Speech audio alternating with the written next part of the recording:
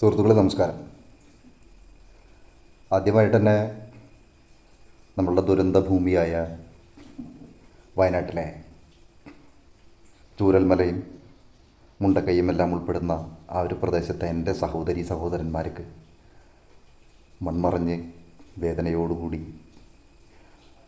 ഒലിച്ച് സ്വർഗത്തിൻ്റെ അനന്തപഥങ്ങളിലേക്ക് ചേക്കേറപ്പെട്ട എൻ്റെ സഹോദരി സഹോദരന്മാർക്ക് ആദരാഞ്ജലികൾ. എന്താണെന്ന് വെച്ച് കഴിഞ്ഞാൽ,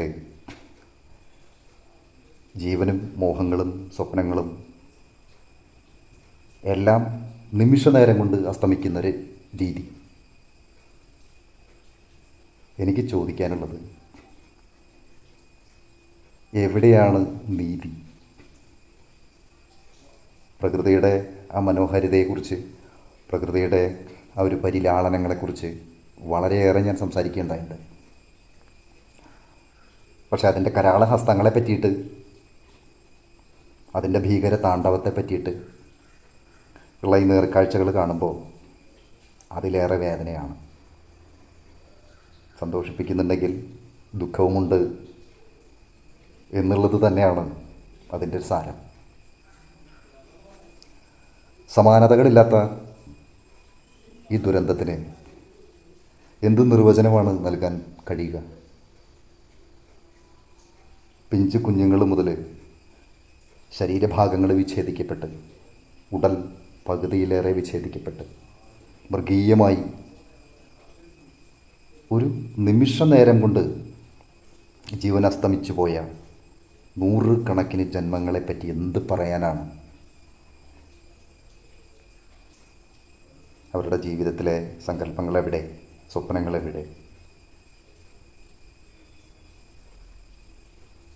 എത്രയോ മഹത്തായ ആശയങ്ങൾ കൊണ്ട് നടന്നിരുന്ന മനുഷ്യരാണ്. എന്തൊക്കെ മോഹങ്ങൾ അവർ മെനഞ്ഞിരിക്കാം. ഒന്നുമില്ല. ദൈവം നീതിസ്ഥനാണ് എങ്കിൽ അവിടെ മരണമടഞ്ഞു പോയ പിഞ്ചു പൈതങ്ങൾ എന്ത് തെറ്റ് ചെയ്തിട്ടാണ് അവർ ഇത്തരത്തിലുള്ളൊരു ശിക്ഷയെ അഭിമുഖീകരിക്കേണ്ടി വന്നത്? പാതി ജീവൻ നഷ്ടപ്പെട്ട് മൃഗീയമായ വേദന അനുഭവിച്ചുകൊണ്ട് കഴിയുന്ന ഒരുപാട് പേർ മണ്ണിനടിയിൽ വീണ്ടും.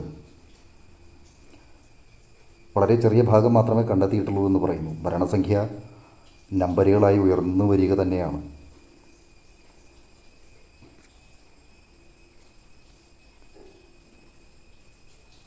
നീതി, ന്യായം, സമത്വം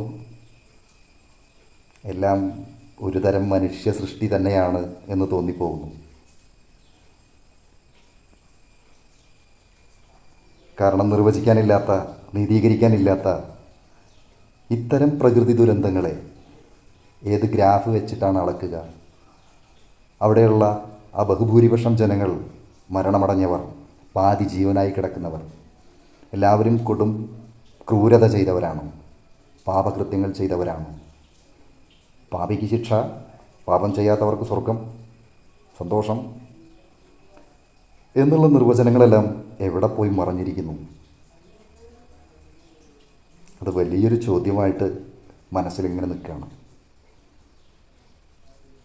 കണ്ണീരണിയിക്കുന്ന ആ ഓർമ്മകളുടെ മുമ്പിൽ, അല്ലെങ്കിൽ ദൃശ്യമാധ്യമങ്ങൾ തുറക്കുമ്പോൾ കാണുന്ന ആ രംഗങ്ങളുടെ മുമ്പിൽ എന്ത് പറയണമെന്ന് അറിയാതെ പകച്ചു നിൽക്കുകയാണ്. ഹോമിക്കപ്പെട്ട ജീവനുകൾക്ക് ഇനി പാതിയിലേറെ മരിച്ച് സമസ്തവും നഷ്ടപ്പെട്ട്, സ്വത്തും സമ്പത്തും പേരും പ്രശസ്തിയും അതുപോലെ തന്നെ വീട്ടിലുള്ള അംഗങ്ങളും എല്ലാം നഷ്ടപ്പെട്ട് ഒരു വീട്ടിൽ ഒരാൾ മാത്രമായി അവശേഷിക്കേണ്ടി വന്ന അവസ്ഥയിലുള്ള മനുഷ്യരുടെ വേദന ഏത് താളിലാണ് എഴുതി ചേർക്കേണ്ടത്?